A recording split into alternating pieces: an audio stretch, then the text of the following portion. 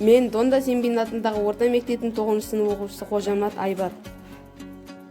Менің зерттейтін тақырыбым Маятас ауылының танымал тұлғалары. Мен біздің ауылды таныстыра өтейін. Бұл біздің ауылдың сыртқы көрінісі.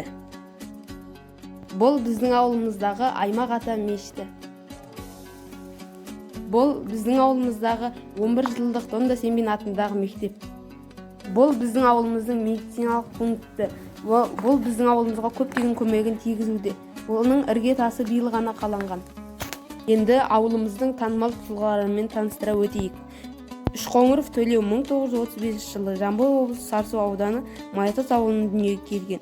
1946-1956 жылдары аудандық мектепті бітіріп шықты. 1969-1994 жылдары аудандық ішкі істер бөлімінде абыройлы қызмет атқарды. 1994 жылы запастағы майор шенімен зейнеткерлік демалысқа шыққаннан бері творчестволық жұмыста айналысып жүр. 2001 жылы Қаратау сазгерлік жинағы баспасы басылып шықты.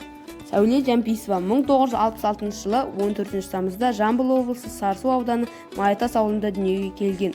1970-1983 жылдары орта мектептегі бітіріп шықты. 1983-1985 жылдары Алматыдағы эстрада музыкалық студиясының Құрманғалиев классына оқуға түсіп, оны үздік бағамен бітіріп шықты.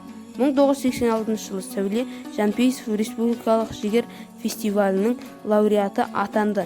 Одан соң Қашаубаев атындағы конкурстың лауреаты деген құрметті атаққа ие болды.